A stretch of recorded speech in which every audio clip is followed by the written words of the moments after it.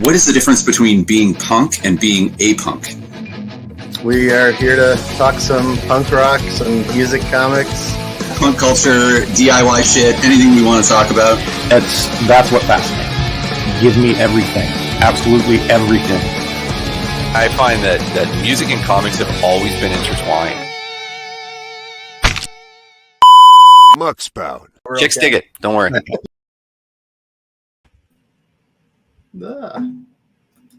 Hey! Hey there. What's up, John? Not much. How you guys doing? We're good. I'm making some chicken wings in the other room, and he is getting us alcohol. Okay. I'm gonna hope that you at least have alcohol. I should probably go get a brew while you guys are. Why don't you set up the show? I'll grab a brew. How's that sound? That sounds terrific.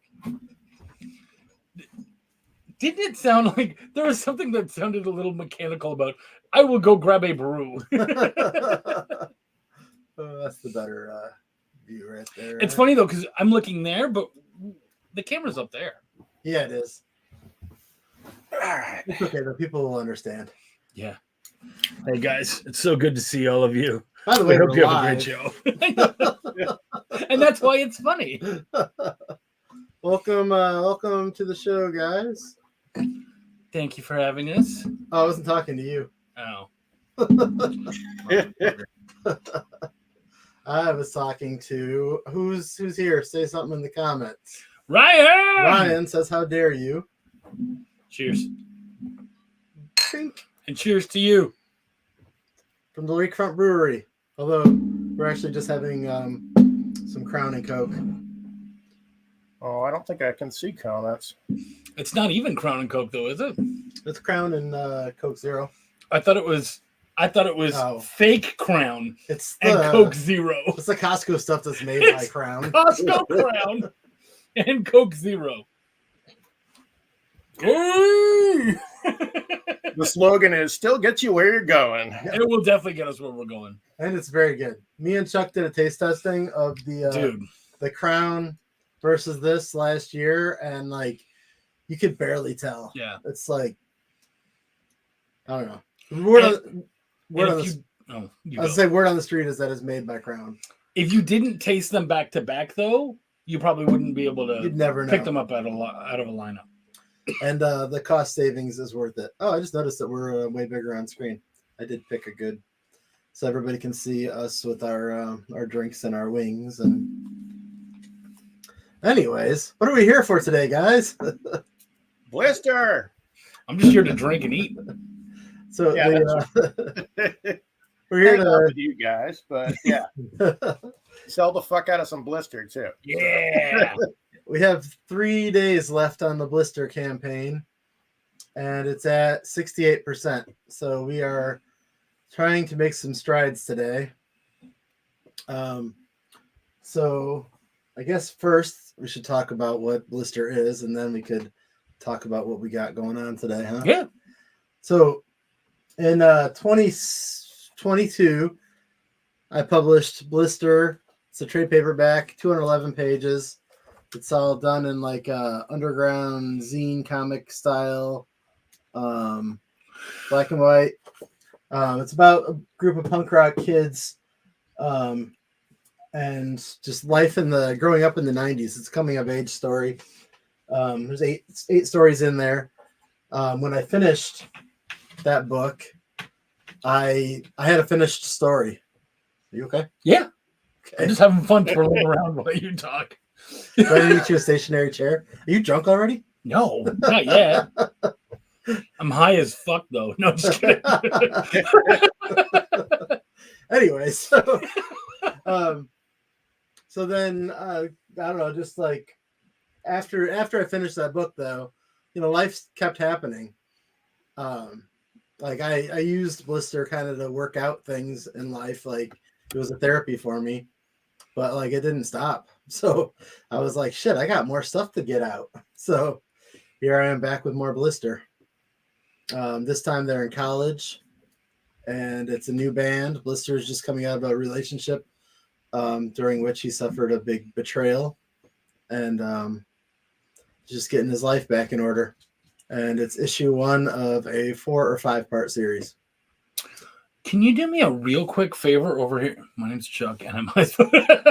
Can you go over to Facebook here? I want to see if you go to my Facebook. I just want to make sure that people aren't on there and commenting. Ugh, did it not connect to you? Isn't that it right there?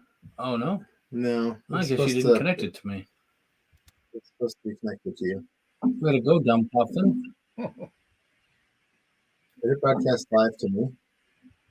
I set it up yesterday. You connected your shit yesterday. I did. Here we are. Yep, there you are. Well, where's your little tablet? Oh, you want me to go and see if I can connect? All right, I'll be back. You guys keep talking. The most professional broadcaster of all time. Professionalism is overrated. All right, well, I guess to fill the time while Chuck's away, we'll longingly wait for him. How much of Blister is real life events versus like completely made up? Like, is this an episode of Law and Order where it's like about 0.5% of Blister is real and then the rest is filler, or is it 50-50? It's like small details that kind of trigger something. Like there's the scene where Blister's going through a toll booth and he accidentally backs up to get it when he's trying to get a quarter that he dropped, and he bends his car door. Like that happened like to a friend of mine when we were heading to a hockey game. What other? There's all kinds of like just there's little things that just kind of like spark. How about when like Steve and Blister were crawling through the shrubbery or whatever? Yeah, so that story is actually the most true story in the book. Okay. Yeah. So that it was Halloween night. And we went out to the local abandoned insane asylum. I don't know if everybody has one of those, but I feel like they're more common than not. We actually do. Yeah, about 20 minutes south of here we do. Yeah.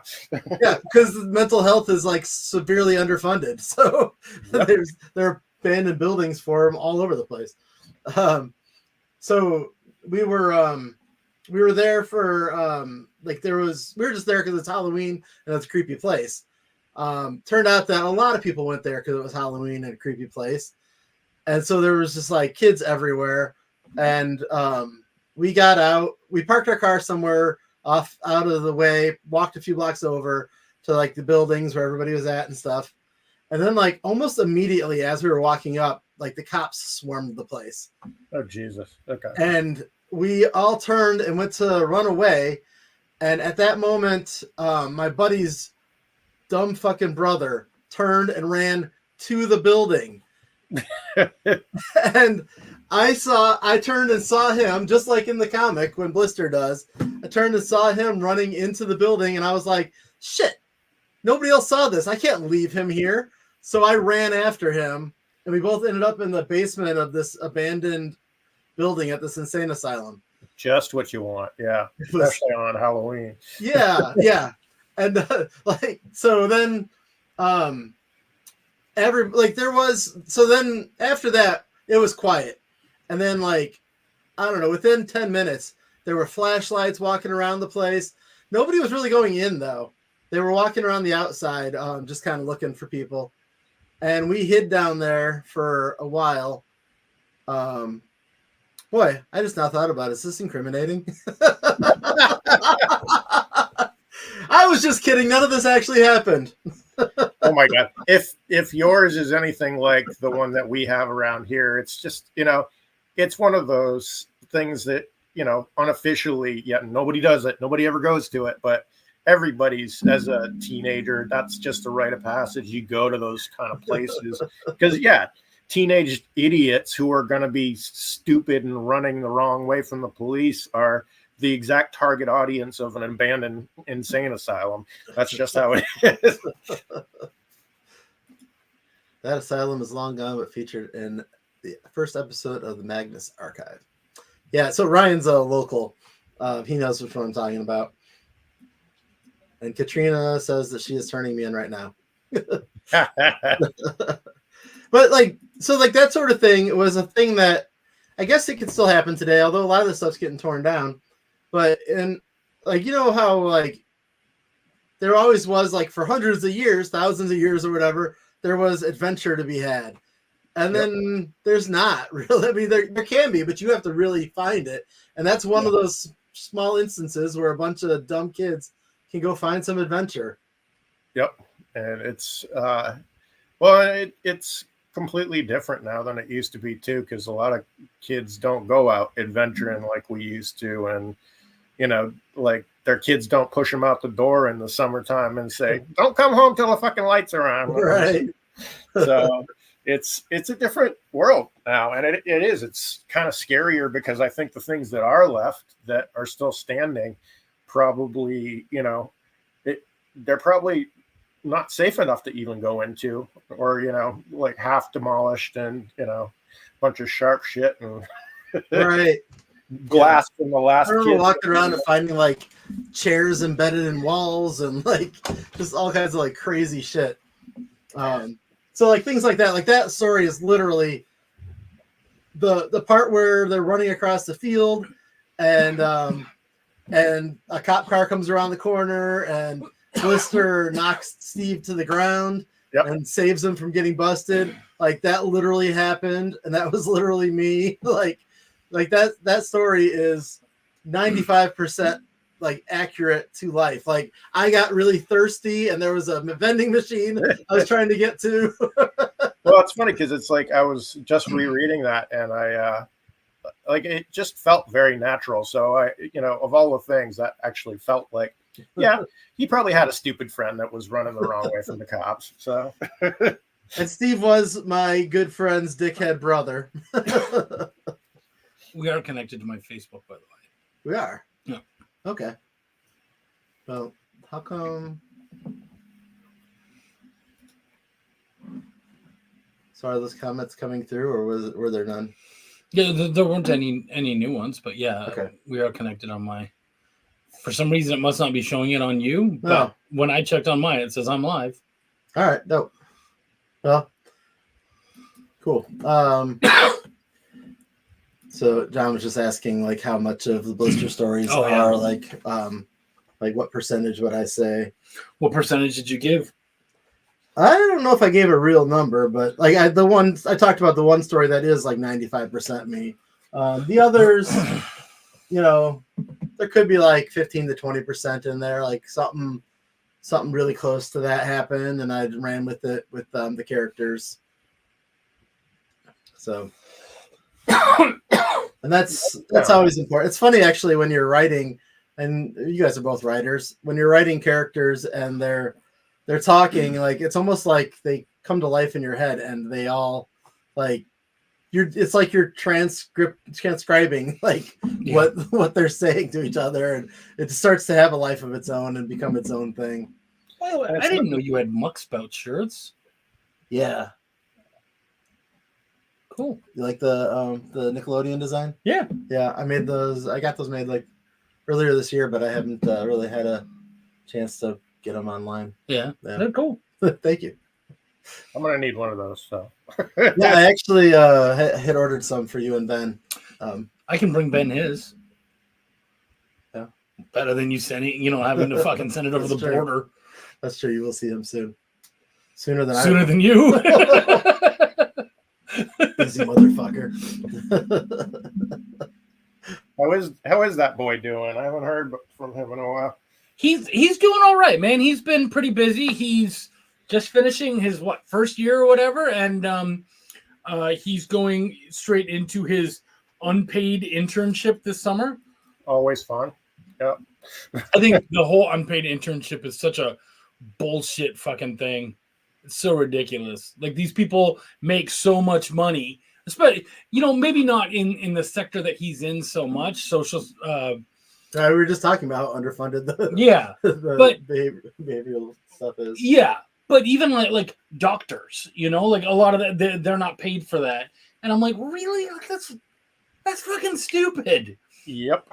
Healthcare, especially in the States, is like $1 trillion thing, and we're not gonna pay the future doctors of the world.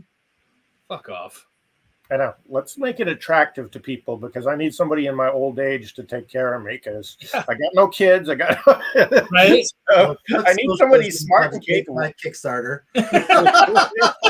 We came out here to do Chuck's Socialist Manifesto. Hey, if I get everyone into socialism, maybe they'll give to your stupid fucking comic. So it's not my fault that I'm taking a longer way around, but trust me, we'll get there.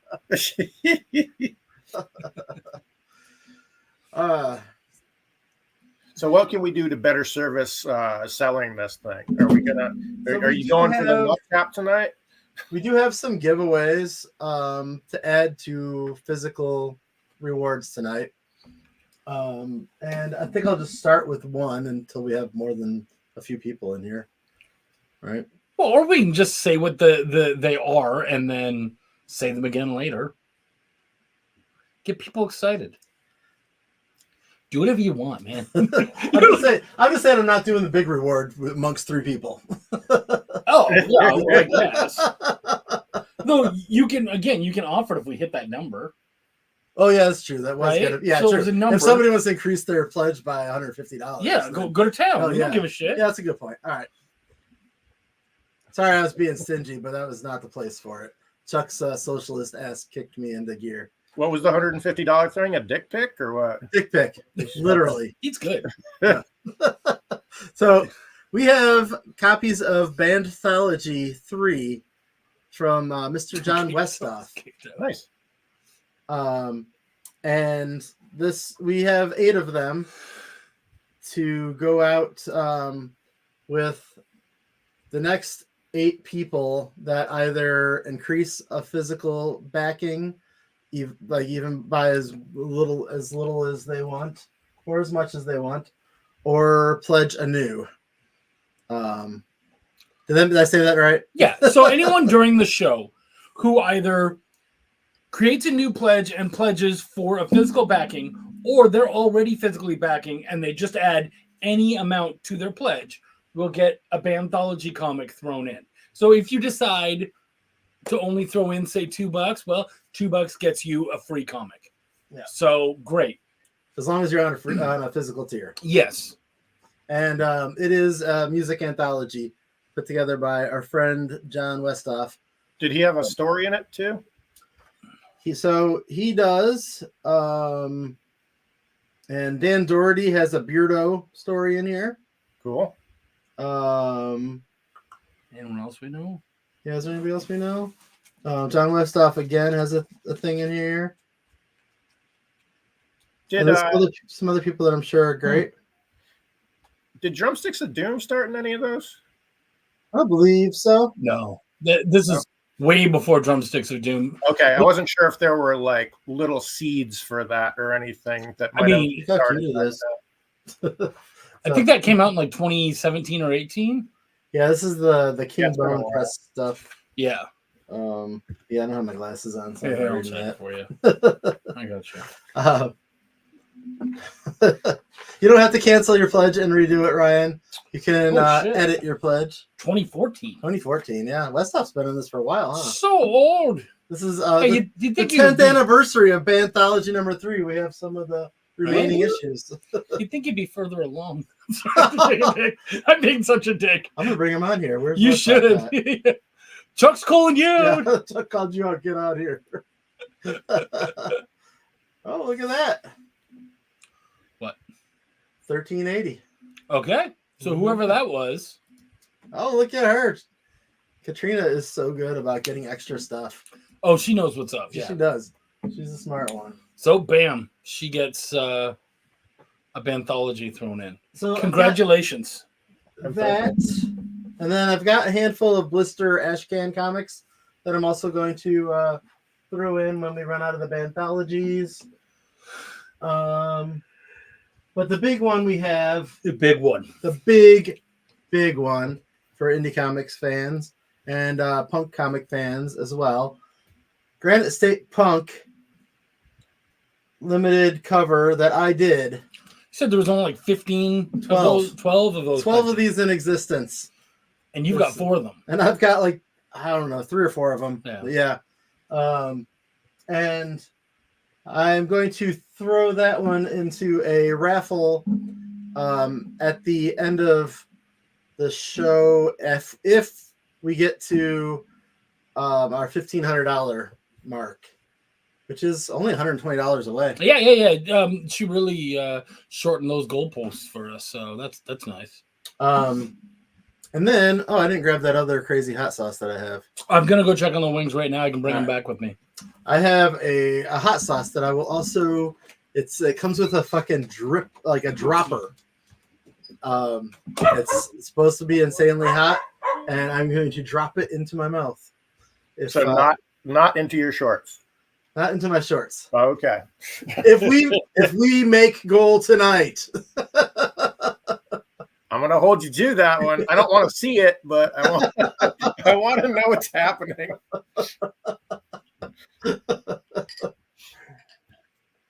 Oh man! So we should have set this up like a telethon, and we could have had somebody could be juggling right now. Oh, we are $115 away now from having this Granite State Punk book available. Nice. I don't know if I ever got one of those.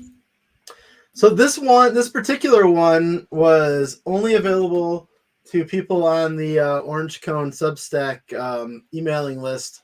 If one of those people backed it. Interesting, because that's my problem is I get so many Substack things that I don't always read all of them. So I'll like put them aside to read later, and then of course, life happens. So I probably got it, but because I definitely get it on at least one email. So yeah, I asked him for some extra copies of it, and he sent me. I don't remember if it was 3 or 4 of them, but and then I asked him how many there were total, and he said there's 12. I was like, oh shit, that's pretty rare. I actually have that Less Than Jake record. If you still wanted it, I'll trade you a copy for a Less Than Jake record if you want to do that at some point. What do you think on that? But not the one for tonight, obviously. This is an offside deal. You been to any shows lately? We saw. Met up with Jay from the Prozacs Cool. and his wife were at Spring Heel Jack a couple months ago, and they played with Typhoid Rosie and a band I can't remember right now, but it was like a ska band in their 20s, and I tell you, nothing makes you feel like you're 100 years old when you see a young ska band with. It was just like, man. They have more energy in their pinky than I do in my whole body. But let's see. And then I saw a couple weeks ago, Angelo Moore from Fishbone was playing. And his band is more of a kind of like funk and soul more than like the old punky stuff, but it's still got a kind of hard edge to some of it. That's and cool. They were playing with a couple local bands from around here. How about you? I saw you went to see the big Smoking Pope show. And Yeah, I've done a few in the past month. It's been a little while. It's been a crazy month. Like Pino showed up and I got out of town for like 2 weeks. And, saw three shows in that time. I went to Atlanta. I was in Atlanta, so I caught the Shaky Knees Festival there for the last day. how is that? It was no, I don't know. I didn't like it as much as like a Riot Fest, but maybe I'm biased also. Was it the lineup or the sound? The venue, really. Okay. It was very very cramped for the crowds they had. Like when I'm at Riot Fest, there's just a ton of space. Like the fields are big and stuff. Yep. And here it was like compartmentalized into these areas, which maybe helped with the overlap of music, but that's not really been a problem at the other ones I've been to anyways. But Billy Idol was one finally saw him. I've never seen him before, and he was pretty incredible. Like he was delightful. like he seems like the punk rock grandpa of the scene, like, that he'd just be literally. I love watching him on social media because he is like more grandpa than punk rocker. Like, and he just seems like he's always got a smile. He's always like, and it might just be that he's always on for the camera, but hey, it works. He like looks that man's what, in his probably late 60s, 70s. I was gonna say probably 70s, but maybe not. I might be. Let me look that up while we're sitting. But that man had more energy than I have. Like, talk about your little ska guys. This guy was pretty badass. So now you saw it was Sincere Engineer opening up for Smoking Popes. Yeah, so just the other day was Sincere Engineer and Smoking Popes, and that was fucking great. I mean, like, and I've been seeing Smoking Popes for like 40 years or whatever. 30 years probably. Actually, yeah, it was 94 was probably the first time I saw them, so it was 30 years ago. I still haven't seen them. I'd love to see them, and especially with Sincere Engineer, I adore. Yeah, that was fun because they're both bands are from that area. Yeah, like where we saw them, it was in West Dundee, Illinois, and Sincere Engineer was a lot of fun. Like her voice is great. Like, and she just feels like just from her delivery on albums, I anticipate she has a lot of energy, but I haven't seen her live. So did she kind of stand up to that? Was she? Yeah, I thought so. Yeah, and she had a good. She was funny with the crowd too, because like she knows the area pretty well. So she's like, hey, making shout outs to different restaurants and getting like some. Oh, we got like the fucking bumpuses going on here.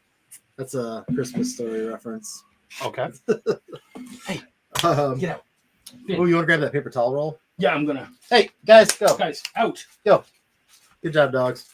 By the way, I looked up Billy Idol, and he's 68. 68. Yeah. He is phenomenal for 68. Like, but yeah, Sincere Engineer was. They were fantastic, and Smoking Popes are always great. I feel like they get better all the time. I mean, like people do. The more you play anything. Yep. Like I love hearing the old songs that I heard like 30 years ago. Like reimagined, like essentially, by this time. Like yeah, because as a band's sound evolves, you get that different kind of feel to it for sure, Yeah. And I definitely see that with them. There's been some bands that have like gone back and re-recorded old songs, and doesn't always work for me. Sometimes it does, though. Yeah, it can be very hit or miss, but some bands can really fucking knock it out of the park. Yeah, even actually Smoking Popes, they have one song that's on their first album and third album, and it's probably like technically better on the third one, but it doesn't have like the same raw energy that I loved on the first one, so it's kind of, I don't know. But like, yeah, the Alkaline Trio re-recorded a bunch of songs, and some of them are really bomb. But then like Dashboard Confessional did that. I think they did a few EP releases or something of old songs. Yep. And I didn't like it nearly as much. I see a lot of bands now they'll do a traditional release, and then like a year later they'll do the entire thing over acoustically. So that's always kind of interesting to see too. Because again, it depends on how much energy the band's got and what their production is like. But we've talked about how overproducing shit, especially for punk, can kind of just change the dynamic entirely, where it's suddenly not a punk album because it's like, I want to hear that shitty fuck up on the fretboard or something, I want to hear that. Right. Somebody talking out of place in the middle of a song. Exactly. Speaking of bands with energy, fucking Foo Fighters always kill it, and they closed out the Shaky Knees Festival. Oh, nice. They were the reason for me buying the tickets. Awesome. I love the Foo Fighters, and that was incredible. I haven't seen them since one of their first couple albums. So their set was like fucking half hour, 45 minutes. Yeah, they didn't have much material. They fill it up now. They did a show. They were in town for something. I don't know if it was Lollapalooza or what it was. maybe it was probably 7 years ago or something. And they did a surprise show at the Metro that they announced and like played in the same day. So like tickets went too quick for me to get anything. But the show started at like 8 o'clock that night. And I had a friend that went, and he was still sending me clips at like 2:30 in the morning. Like, they were playing 6 hours and still hadn't run out of material. Wow. And then they were just going and going. Like, it was insane. It was it was at the Metro. I don't remember what year that was. But looks like you got another $5 raise. Yes, that was Ryan. I thought so. We got 2 people right now are getting the Bandthology. I'm not going to show it because we got the same people in here. But here's the where's it at? So one fucking drop at a time hot sauce is not the hot sauce that we're eating on our wings, but that's the hot sauce that I will put on my tongue if we get to $1,500. So $115 from now. Doesn't feel like we set that bar high enough. It was higher before.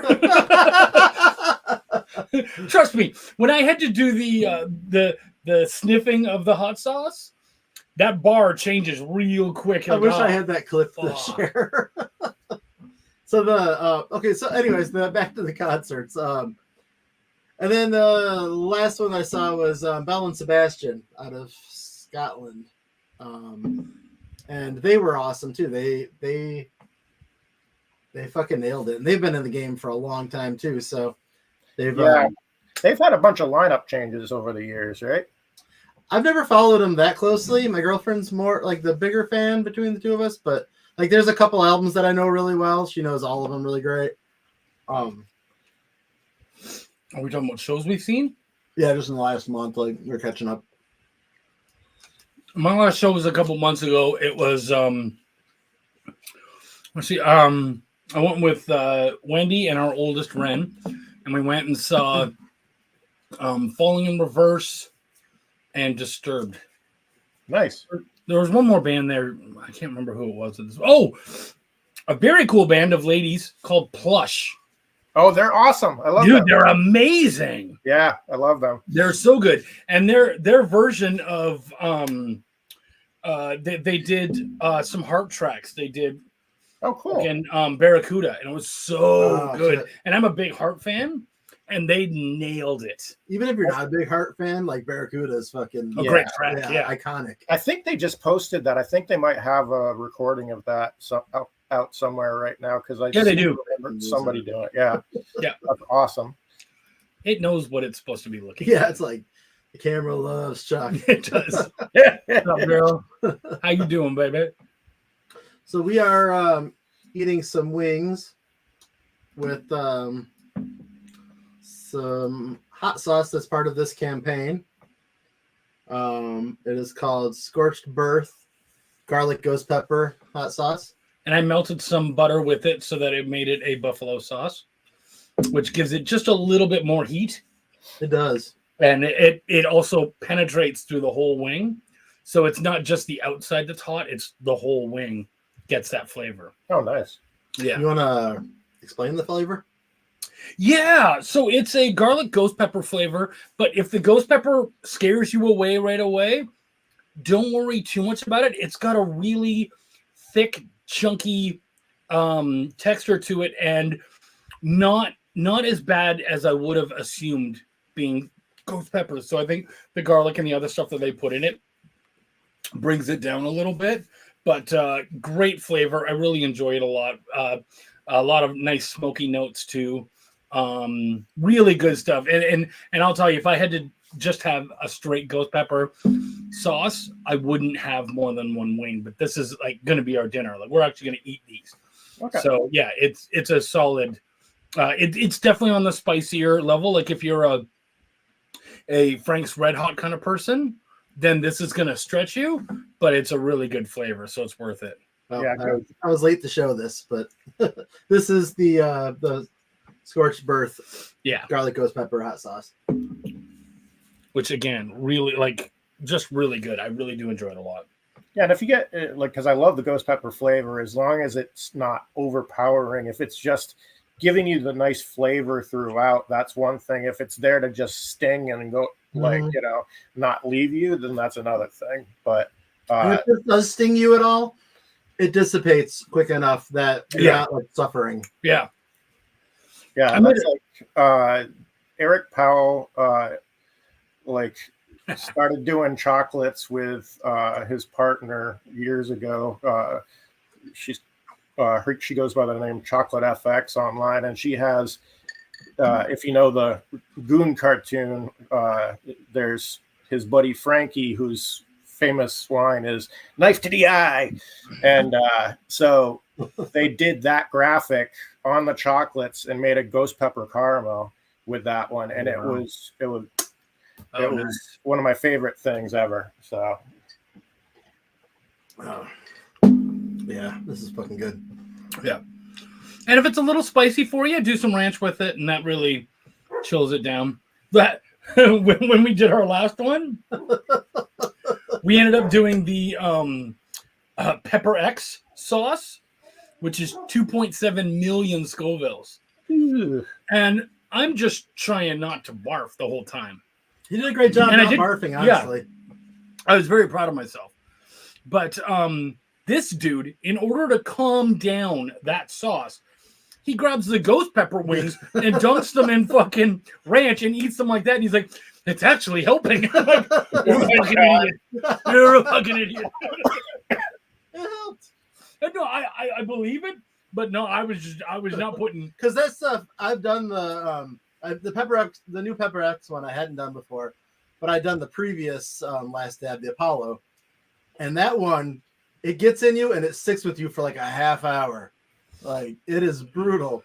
And so like this time, like by transitioning to a little bit of a weaker wing, it helped. yeah, dude, by the time once that was done and it hit me, like I was like, no. I was like a fucking virgin leaving the orgy. Nothing else is going in my mouth. I'm all set now. Canceled. So while we've got people in here, we're giving away copies of Anthology number 3. It's its 10th year anniversary, which we discovered today. Yeah.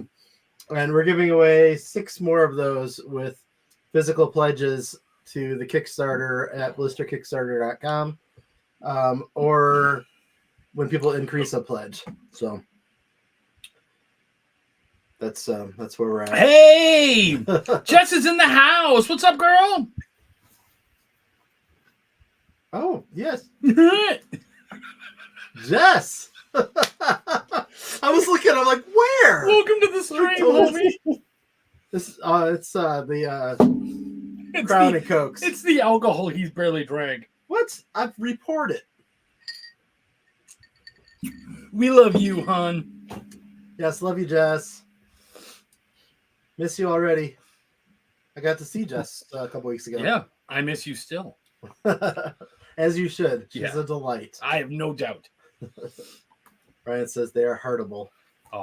We had a great time with Ryan the other day and had some fucking awesome pizza. Yeah, I don't know how far Aurelio's goes, but it was Aurelio's pizza, and it's largely local here, but there's like some in like Vegas and like, I don't know, somewhere around Orlando or something, I think. It's solid. Yeah. It's been my favorite pizza for a long time. And it's not your typical Chicago pizza that you would think would be my favorite, being from around Chicago. Yeah. Oh, Jess, you would get a hug right back. Don't you worry about it. That's assumed. But yeah, anybody who jumps on right now, either physically for the first time or who's already a physical backer and they increase their pledge by any amount, will get a copy of Anthology thrown in. And if we get to another $115 on this this stream and make it to $1,500, 2 wonderful things will happen. we will be raffling off this copy of Granite State Punk by Travis Gibb. Cover by you. With the cover by me. There are only 12 of these in existence. So it's ultra rare. Super rare. For a book that's had, thousands of copies, it's a regular... it's in comic shops right now. We just saw it on the shelf 2 weeks ago in Illinois. Yeah, in Illinois. And he's out of country. fucking Florida, yeah. Yeah, it's doing really well. And we have a super rare copy of it with a cover by me that we will be raffling if we get to $1,500. And also, I will be dumb enough to put one fucking drop at a time hot sauce on my tongue. I don't know if I'm stupid enough. I mean, I'm going to do it, but I don't know if it's like, it says it's bad, but sometimes you get a hot sauce and it says that it's all that. Well, if it's not bad enough, we'll find something there that is bad enough. I'll drink the rest of the Apollo. We'll hurt you. No, drink the rest of the Apollo. You better start hitting fucking stretch goals for that shit. I was gonna say, if you want to get me to drink that, I'll do it when you fund. If you fund today. If we fund today, I will pour this on a sandwich and eat it. I'll make the sandwich and it'll have hot peppers on it. And I will love that shit. Oh. Hey, don't call my friend stupid. I don't remember who called who stupid, but we both kind of own it, so it's all good. Yeah. Jess said she loves pizza. It's good stuff. Jess introduced me to Vietnamese coffee. I was really super jealous of that. It was dope. Yeah, I would love to. And I'm not even a coffee guy, but I would be very interested. And I'm sure I could have gotten like a Vietnamese tea or something, but either way. Jess, my buddy Brian sent me a message the other day saying that he saw the death fountain in your town on an episode of Parks and Rec. Really? Yeah. Huh.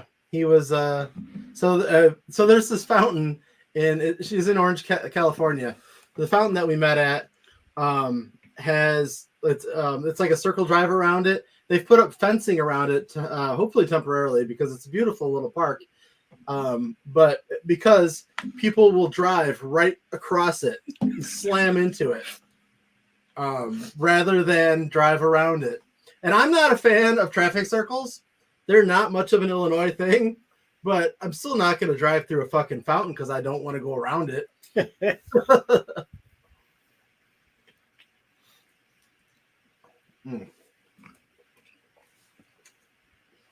So good.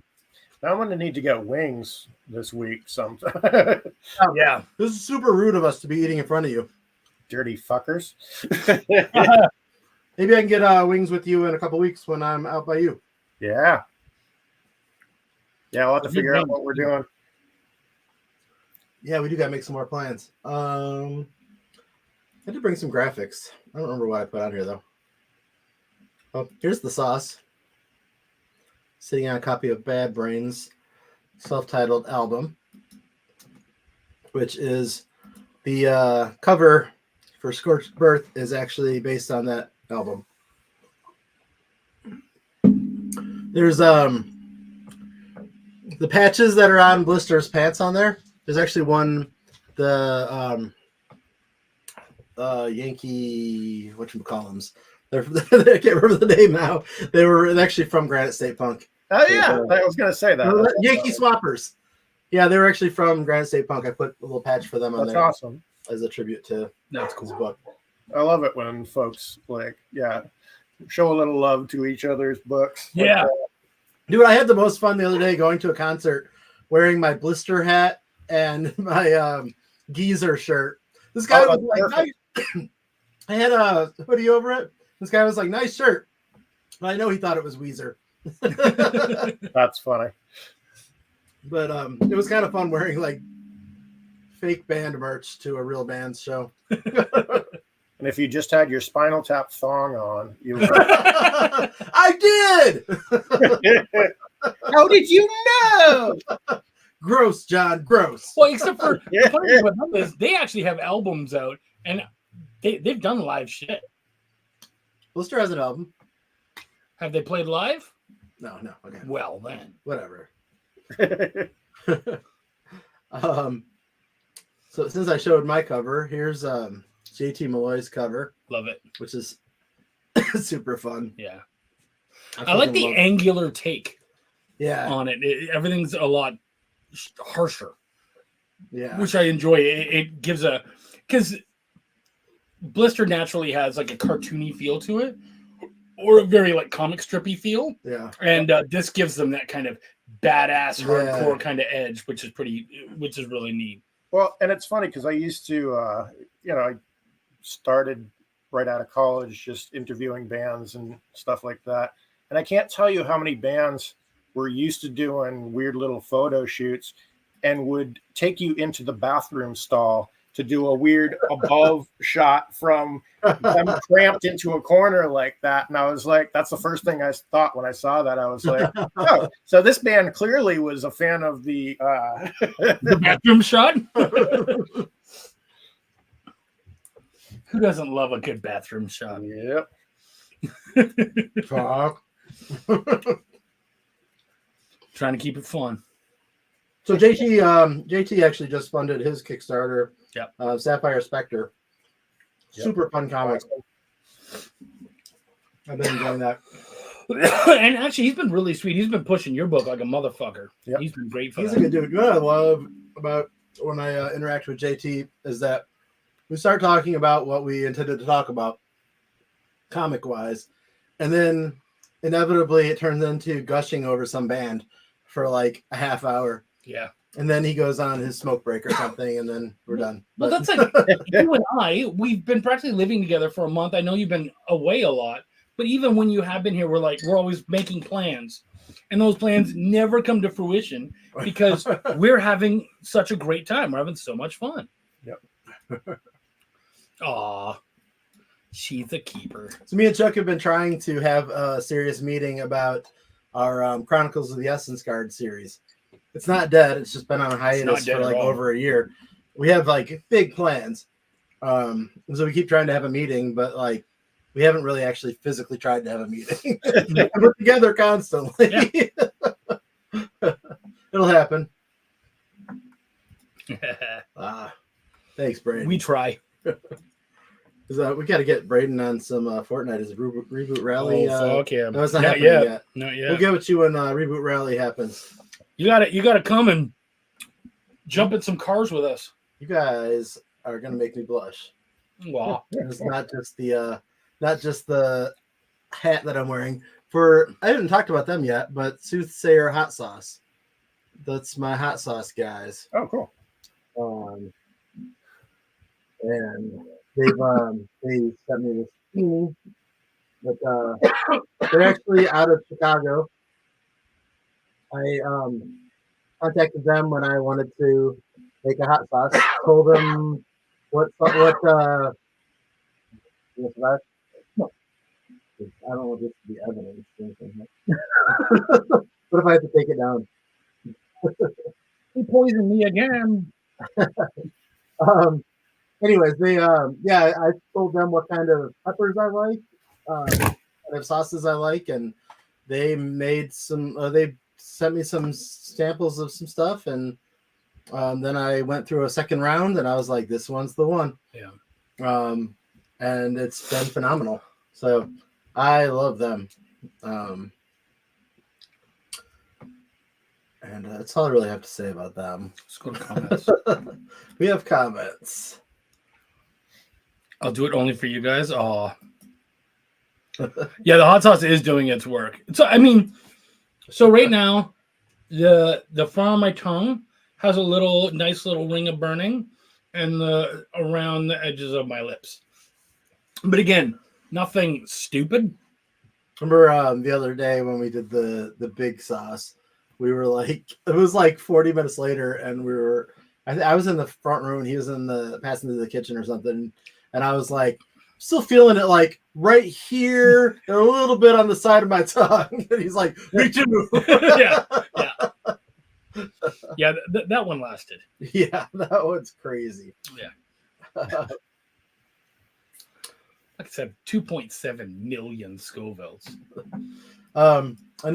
My third cover is Mr. James Burton, who I don't know how well you guys know James Burton, but he is a really good, solid dude. Like, Yeah. he's been since day one. He's been in my corner. Like he wrote Blister into the background of one of his comics. Like he's been one of those like kind of ride or die guys, and I love James Burton. And so to get him to do a cover for me was fantastic. Plus, he included the Damage Inc. guys. And like just the composition itself is just really fucking awesome. Like that was when I got that cover, like out of nowhere one day. I was out somewhere and I was like, oh shit. I had to pull over and look at it closer. Like it's pretty awesome. Yeah. It's a great cover. So like these two fucking guys, like yeah, they took good care of you. Yeah. And you've had some good covers even like before this. Yeah, the Erwin Arosa did a fantastic cover for the Blister trade paperback, and Angela Odling I've been a big fan of for a long time. Yes, so I sprung for that one. It was I love her cover for that. Her cover was amazing. Trying to remember if I had it right here, but I don't. Can they get those covers of the trade on the Kickstarter? I actually don't remember. You able to look at rewards in here? I don't know. I can look at them up here. I know the trade paperbacks are available. I don't know because I don't have that many copies of theirs. Oh yeah, I see. But I also haven't reordered theirs, and I haven't hit the minimum or the maximum of what I would order of theirs to keep theirs special. So I would definitely, maybe I should do that because they are awesome covers. Well, and even the main cover of Blister is, which I actually ignore that it's available on Amazon because you should support it on Kickstarter. But that main cover is done by, well, it's a combination of me and Greg Warrenchak, but also John Nissen, who created the Pokinatcha Punk for MXPX, which is fucking iconic punk art. Love you, hon. Take care. Take care, Jess. You should commission Chuck to do a cover. I really shouldn't. You never even draw. That actually doesn't change anything. I don't want to pay for your ass already. I've got a bit of enough of you right now. That's fair. I'm going to draw the nicest cover ever. He's going to love it. And then I'm not going to let him use it. Then I'm going to sue him for copyright infringement. I'm not selling it, so you're fine. I wouldn't get shit from you anyways. No, you wouldn't. Less than blood from a stone, man. A stone would give you more money than I would.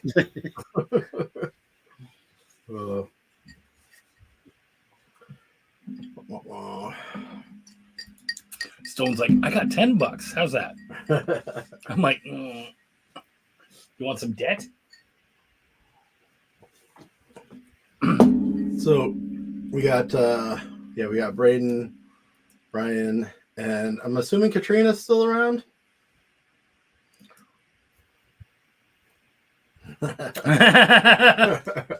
Keeper.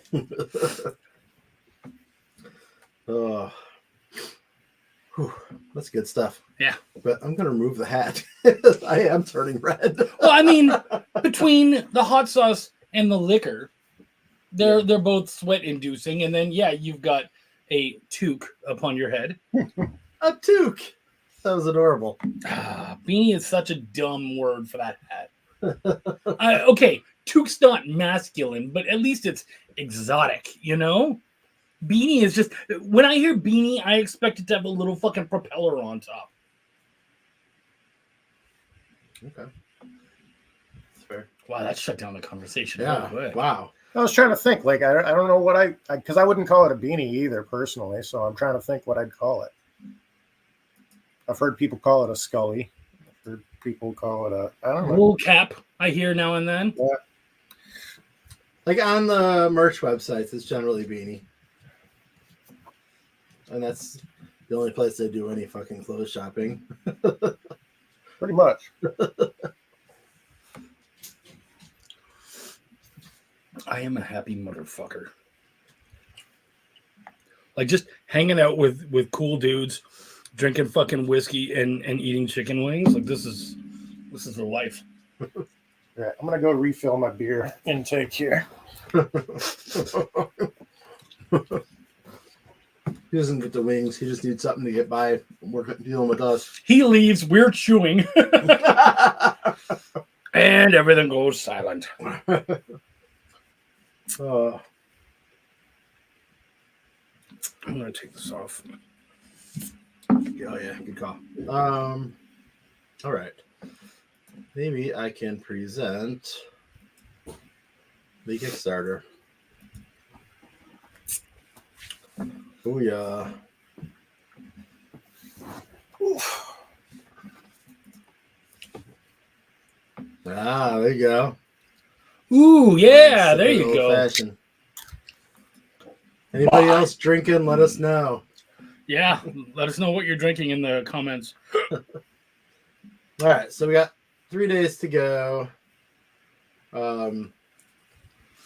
Blister, it's a coming of age story. It's comedy, music, and romance. Oh, The romance comes from both the disastrous ending to his relationship with his current lady, and eventually he ends up doing some online dating in the earliest days of the internet. It was interesting to me during this creation of this book to find that Match.com basically started when the internet started. yeah, 1995. Yeah. I don't think my family had the internet until I was starting college and needed it. Like I don't remember having it in Yeah. high school. Like so I think it was like 96. My house didn't get it until 99. Yeah. So like Match.com already existed a year before I ever even had the internet. First time I went on the internet was at my my buddy Jamie out in Seattle. The school he was going to in Chicago had the internet, and I visited him, and I sat on the internet for hours, like at his Really? library. Like he had to finish up some stuff for school when I first got to visiting him, and I like sat there just. I was printing up like a bunch of stuff, like about bands and stuff. Actually, like I was like finding out where bands were. Like They Might Be Giants, I particularly remember looking up, but yeah, it was. I won that trivia question. What trivia question was that? The Match.com. Oh yeah, that's right. That was during our previous show, Yeah, Chuck's show, actually. that's right. Wednesdays at 7, right from my couch. 7 Central. That's 7 correct. Central. Right from my couch for another week. Yeah. Week or two. No, yeah. Next week I'll still be here too. And then I leave that Saturday. Oh yeah. Tomorrow's still Wednesday. Yep. Next 2 weeks, straight from my couch. Chuck Pino trivia. Straight from the Rock Lounge. Oh, you do it in the Rock Lounge? I think I've done it in both. Oh, now you could because I got the Wi-Fi extender. It is extended now? Mhm. Oh, cool. I'll have to give you the password for the new one, but yeah. It's a new Wi-Fi. Oh, that's the Rock House thing or whatever? Yeah, the Rock oh, House. okay. So, anyways, some inside baseball. So yeah, so it's a coming of age story still. It's a comedy, music, romance, and it's if you like SLC punk, I could see a bit of that. I have some issues with SLC punk, so I don't necessarily lean heavily into it. But like the Can't Hardly Wait sort of, if anybody's seen that movie. Scott Pilgrim, it's been suggested. It's not really, I guess. It's just a music comic in that way, but it's got a few like crazy asides and stuff. I but- disagree because there is a silly factor to it, and there's certainly the romance angle as well. So you know, there's some stuff in there. I can see the connection more so than a lot of other comics. Yeah. So it's like if you had to connect to a comic, Scott Pilgrim's a good. And then some bands that might be referenced or that these kids in the comic would be into. I guess, would be like a Jawbreaker or Rancid, Alkaline Trio, Bad Religion, Green Day, NoFX, Smoking Popes. And others. Or But I'm ready about it. Yeah, I'm just gonna start fucking with him on he that. fucking gets it. The most important thing is I talk with my mouth full. My mom's watching this on YouTube right now, like, what the hell? Is she? No. I wish him better than that. Yeah, Flo, you give it to him. He's looking at me like, does this thing have subtitles? It would actually be kind of funny if I went into YouTube and changed the subtitles to make it. All right, so again, JT Malloy, Sapphire Spectre. He did this cover, which is fantastic. What are we kickstarting? It's standard floppy, 28 page. Could go longer. I haven't 100% nailed it down, but it's at least 28 pages. And you get what to expect. If you're new to Blister, you can click here to open up the PDF for the first story in the trade paperback, which is Angela. And then we have a preview on the Kickstarter that leads to the main cover. Who's making this? We got me. It's my best picture.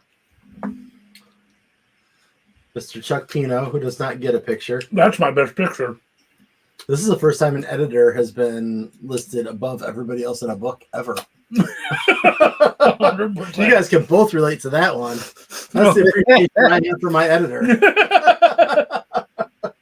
You're lucky that you're even listed if you're an editor sometimes. Uh-huh. You guys have probably both worked on something you're unlisted for. Oh, But I fucking put my editor second to me. Actually, I'm going with that. The letterer is number 3. also never gets that high. But the thing is, these two guys are throughout the book. Everybody else helped out with the book, but these guys' work is on every fucking page of the book, you know? And I appreciate that. Scott Weldon is one of my longest time comic friends. I was a huge fan of Harlan Buck. I'm still a huge fan of Harlan Buck. I'm mad at him that he'll never probably come back, but that's neither here nor there. It's over there. It is kind of there. Well, he lettered for me. I talked to him about lettering back in the day when he was doing Harlan Buck, because writers aren't always the best letterers, but they often letter because they want to save money. Yeah. And Scott took the time to learn and become a letterer. Yeah. And I loved it. So I talked to him about that. I was going to learn lettering better myself. I mean, I've never like lettered in a serious way in Blister. Like, I did the lettering in the originals, and it was, you know, it was meant to be like a underground comic, like, so it wasn't supposed to be like really polished. I decided to go ahead and do some polished lettering on this one because as Blister's growing up, I thought maybe it'd be interesting for the comic to evolve a little. Didn't you even change the font for this too? I actually don't know what font he's using, but which probably means it is changed. Yeah, that's true. And then my boy Sean Barbour, he was actually single-handedly responsible for, well, single-handedly is a strong word, but he was very responsible for bringing in the backer that finished backing the first Blister ash can from back in the day. He, like, his friend came in and bought the biggest package like on the last day and funded that book. Nice. Like, he literally called him on the phone and was like, "Get on this, you're gonna love it." And he got everything, original art, like all kinds of shit. Oh wow. Like, it was fucking dope. And yeah, Sean's been kind of a ride or die for me, and I know he's been this for you as well. Just a fucking great dude. And I've tried to also be for him. I did a piece of art for Belial. Yep. A great piece. And and I'd worked with you guys on that Cthulhu piece, Yeah. comic for 4 pages of penciling for you Pencils, guys. yeah, Like, that's right. Yeah, so like, yeah, Sean is my fucking dude. So like, I have like, just like in the first book, there was a couple like daydream sequences, like the Punk Planet sequence, where all the punks are all being shipped off the planet Earth, and as they're being shipped off to planet Earth, the Earth explodes, and so it's just the punks left. Like that was like a little daydream thing I did, and Greg Warrenchak actually pencil and inked that one because I wanted it to be stylistically different from the rest of the book. So for this one, I contacted Sean and I was like, dude, I have this sequence that needs to be stylistically different from the rest of my book. Can you do that? And he jumped on for a couple pages of that, and it was pretty good. It's actually a kind of a parody thing of like Species, Alien, H.R. Geiger type thing. And then Greg Warrenchak, who I work with on a lot of stuff. I like Greg Warrenchak. He's really great to work with. And you also have worked with him. Yeah. I mean, if you look at this list right here, you'll look and you'll see Chuck Pino, Belial, Scott Weldon, Belial, Sean, Belial, Greg, Belial. I stole the fucking Belial team. I told him, I said, the only thing you didn't take was my editor. And that's because you already fucking had it. To be fair, he wasn't using the team. Youch. I'm just saying, where's Belial number 4? That's a good thing to be asking. That's a fair deal. That's fair. I'm gonna keep using your team until you fucking put them to work on your 4th issue. That's very fair. And then we have talked about JT Malloy and Mr. James Burton, but they deserve all the credit in the world. It's definitely worth mentioning them again. JT is a local Chicago artist and writer, and also video editor. Mm-hmm. We share a lot of things in common, and big fan of the Bull Weevils and Bad Religion and some great punk, and just a pleasure. Fuck, these are good. They are, aren't they? We're getting down to our last like 4. Yeah. I'm a happy motherfucker. And then Mr. James Burton is just a fucking solid dude with a really great comic. I love the interactions between his characters. Yeah. I think he does that better than most. And there's his cover. And then the rewards. There's something for everybody. We have some stickers, some CDs, temporary tattoos, and comics, and enamel pins. And then there's a bunch of tiers, but there's also add-ons. And then we have the hot sauce. Oh, what the two? No, for the hot sauce. I'm reaching for the fucking liquor. Let me get you some Coke in there. I want you to take up the rest of my fake crown. I was only put like a finger or so. All right. Well, I'm still gonna put Coke in there too, homie. All right. Oh yeah, that's a good amount. Yeah. I usually do the Coke first. I prefer to put the liquor first because then the Coke, when it goes in, it'll mix it itself. I have not let my glass get too low. I probably should. Yeah, it wouldn't be a good idea. I do have to work tomorrow. But you know what? That's punk rock, baby. Are you working from home tomorrow? No. Doing that on Thursday. And that's the Kickstarter. And there's a comment on the Kickstarter. Let's go, Sean Mack. Yay! Sean Mack is my dude. Another comic creator that I've seen in the last month in person. Oh, yeah. So Sean, I don't know how familiar you guys are. I know Chuck's familiar with him, but he actually owns a comic shop / hair cuttery, Hair salon. hair salon. Thank you. Oh. What do you want to know about hair? Suddenly he doesn't have hair and he forgets everything that has to I don't do know with anything it. about hair. What's the thing with the teeth that you drag across your skull? It's a comb, you fuck. So his lovely wife Reagan runs the shop, like is the boss. Is it Reagan or Regan? Reagan. Okay. And she is phenomenal. Like we had the best time talking to her, and their shop is great. I recommend it. I'm not the poster person for a hair cuttery / salon or whatever Chuck likes the words, but do I look at Chuck's locks? He could use it. And I just got it cut yesterday. Not at all. I know that's a lie. Yeah. You were literally here. That was the one day this weekend that we didn't go anywhere. I shaved my head before I got here today. So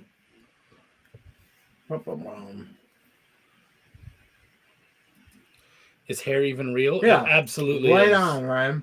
It is. For those of us who have it, right, John? A little bit left, yeah. You have a good chunk left, man. It's just starting to creep, you know. Yeah. Nothing wrong with a 5 head. My son gave me a lot of shit about shaving my head, and I kept saying, I didn't even hardly have hair. He's like, you had hair. I'm like, no, it was not worth keeping. Oh.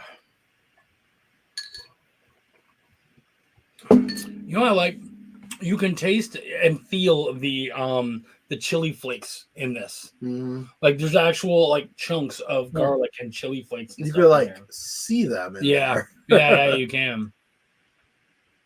So shake well. Yeah.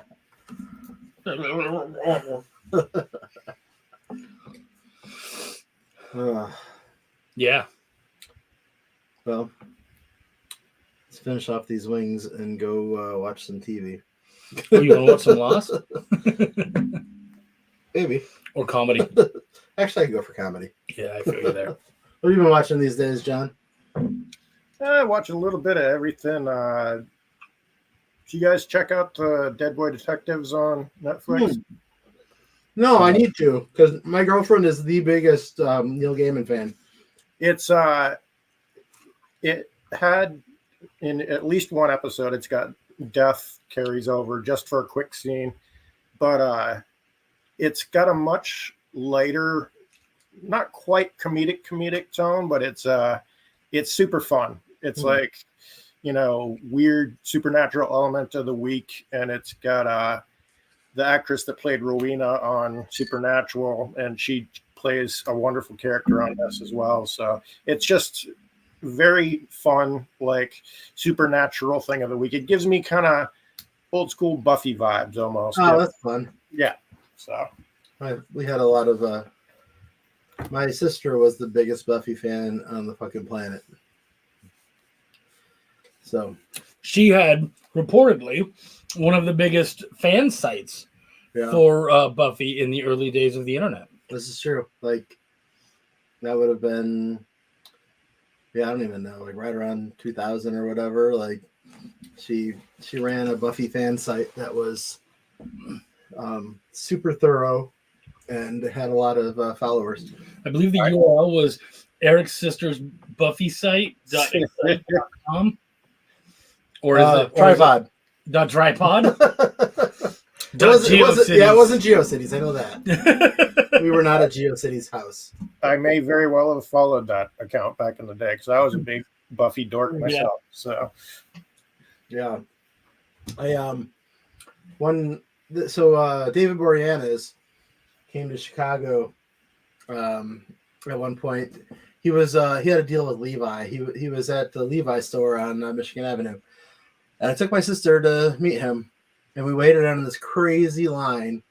I don't remember when it was, summer or something. Anyways, once we got in there and got up to him, she gushed for a second and got her autograph, and then like I was just there, and I didn't really want anything from him. I was only there for my sister, and I liked the show, but like I wasn't gushing over David Boreanaz. And Oh, Angel. Oh, I was wearing a hockey jersey though, and he like struck up a hockey conversation with me, and like we talked hockey for a few minutes, and then he was like, "Do you want an autograph?" And I was like, "No, I'm good, but thanks." there's nothing that hurts more than nah, I'm fine. Like he offered you something for free, and you're just like, mm-mm. Yeah, no, I'm good actually. Only if you'll do my cleavage. Sorry. But I did have a Sorry, great I had a good hockey conversation with him. He was into it. Like I think that maybe for him it was a nice break from the being gushed over, or maybe being gushed over is awesome and I was lame. No, I think as someone who gets gushed over a lot, yeah, it's nice to meet normies now and then. So I like hanging out with you. Oh, I hope I didn't laugh too hard. Was that out loud? Very loud. Oh, That man. hurt almost as much as no. I don't need your signature.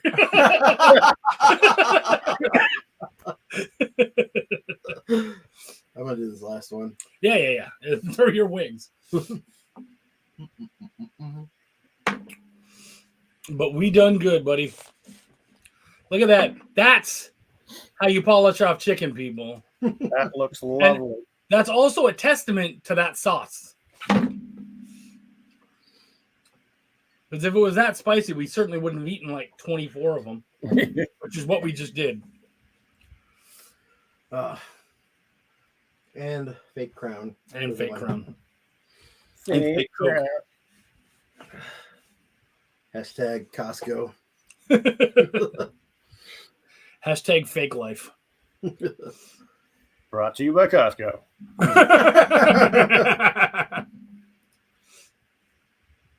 There would not be leftovers, Ryan, but No. if you want to swing by for some wings, I will buy more wings. Yeah, right?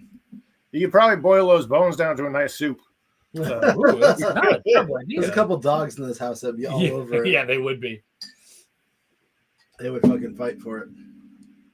We'll DoorDash for some more. DoorDash is expensive. Okay, fuck it. Let's drive.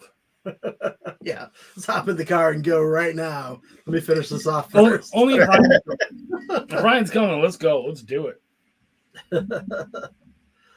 Oh, all right. I think we are going to end this stream. Yeah, I don't think we're gonna hit the Yeah, we're not going to 1500, but we made some headway, which is great. Yeah, any movement is a good movement. Yeah. Except for the movement that I'm going to have tomorrow after all this hot sauce. That was a delightful segue. I love like a good that? segue. I love a good segue. So there'll be another live stream in the morning when Eric is ready. I will be live streaming from the. It'll be me outside of his bathroom. Just, oh, I'm trying to son get of a to work. and you'll just hear me. Who's laughing now, fucker? Laughed at me for supposedly being famous, which I'm not. Well, we will be doing a live stream on Friday, either celebrating or crying, or both.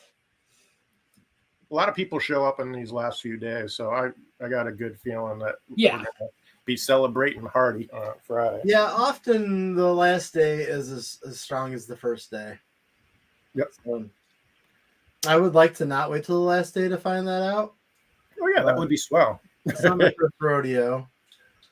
Oh, wait. Before we go, Pictures of me at the rodeo. pictures of me at the rodeo. It is not my first rodeo. No. The Muck Spout Presents Ooh. cover. So, I got to get off my ass and write something. Muck Spout Presents will be our next comic after Blister gets funded. I wanted to be such a cock and say, if. No. If Blister doesn't get funded on this round, we're doing another We're going to do round. another. Yeah, that's true. It will just delay this beautiful comic with cover art by Erwin Arosa, Yeah. who, by the way, is fucking incredible. So phenomenal. Like, it is not even right that I have access to him. So that book will have stories by myself and Chuck Pino and John McLeod and John Westhoff and potentially others. Do you know what you're writing, John? I've got a loose idea. But let's just say I need to firm it up a little better. Yeah, same. How about you guys? Yeah, you're in the ballpark. Okay. I know. So I'm writing. I am writing a feral punk story, and that story that character actually has a small. There's like a small drop in Blister's trade paperback, where Harv is watching Unsolved Mysteries, and it's about this boy like in the woods, lost his family in the woods, kind of like a Tarzan type thing, and that's feral punk. I like that.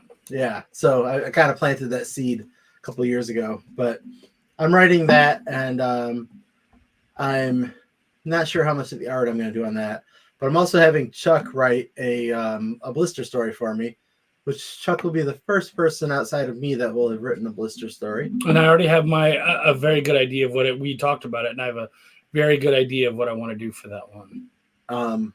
And then John Westhoff has a couple things actually that he's doing for it. Doesn't he have a drumsticks that he wanted to do, or no? No, he gave that away to somebody else, but that's neither here nor there. Piece of shit. Fuck you. Fucking Westhoff. That son of a bitch. Be like, oh shit, our pledge went down. By the way, if you increase your pledge or add a pledge on Kickstarter right now, John Westhoff's Banthology 3, I have copies of that I will give you. Did you want to add another fuck that guy while you're at it? Or? Yeah, but you know that piece of shit. But also, you can get a sweet prize from that piece of shit. But I trust that John Westhoff will have something pretty gold. He's on a fucking. He's on a heater. Yeah, he is. Yeah, he is. Yeah, I love that book. He's killing it. Drumsticks to Doom has been great. Yeah, and also, we've talked about a couple of comics tonight that have new issues coming up. One of them being Drumsticks of Doom. This next month, he'll be dropping the first part of a new series for that. And then there's a new Granite State Punk dropping in the next month. Hey, you spelled sauce wrong there. It didn't matter because it was just. I get it. I just want you to know you spelled it wrong. Thank you. You're welcome. I felt like calling you out in front of everyone who's here. This is why I list him first as an editor. Oh, we got a new comment. Oh. Great segue.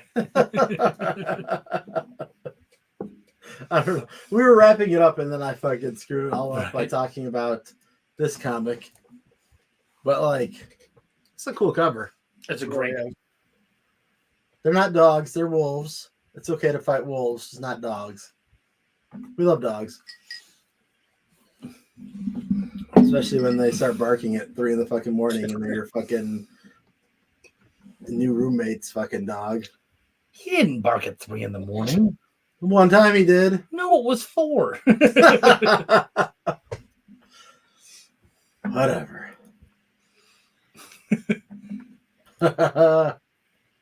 No, he just spelled it wrong. If he did it in Canadian, he would have added a second U to it. I'm sorry, Chuck. I'm sorry. You know what, man? That's cultural appropriation, and I'm not cool with that. You know that. All right. Anyways, I've had enough of this. If you would like to get in on Blister Scorched Birth and you're watching this late, I will say that if you increase your pledge or back this book by the end of today, in whatever fucking time zone you're in, you can have this piece of shit named John Westhoff's book, Anthology 3. I just got to say right away that I love John Westhoff. I love John Westhoff too. I've worked with him before. Don Westhoff is not a piece of shit. We should try to find time to meet up with him too. We should. I would love that. Yeah. It would be great to hang out with that piece of shit. This is how we show love. 100%.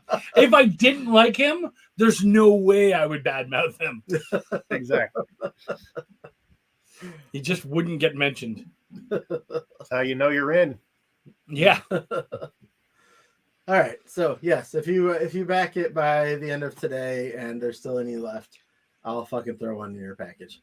Speaking of that, guys, thank you so much to this dickhead Eric for having us on and making this happen. Yes, thank This you. motherfucker right here, John McLeod, for showing up and helping out, and for this Thanks for fat having me. ass for just being here longer than he should have been. I'll do a live stream about that in 2 weeks. Dear diary. Yeah. That'll be my next Blister comic. I have access to the StreamYard. I will be jumping in on that. You know what's really funny though is during this comic, Blister moves in with Axel. That's right. I forgot. So, yeah. There's It a does chance. make- there's an overlap. There is a chance that something could pop up in this whole 6 weeks you've been here. By the end, it could end up in a fucking comic because Shit.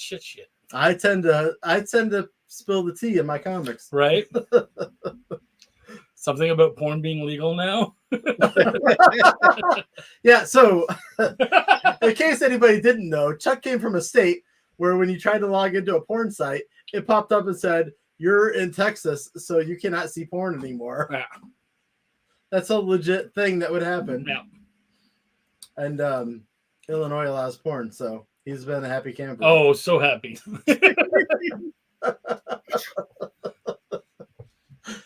All right. That's how you end a video. Feeling like that is enough. Yeah. Hey, you made it through an entire episode. Good for you. If you're looking for more, give the rest of the channel a look. And be sure to subscribe so you don't miss an episode. We'll catch you fuckers next time. Later.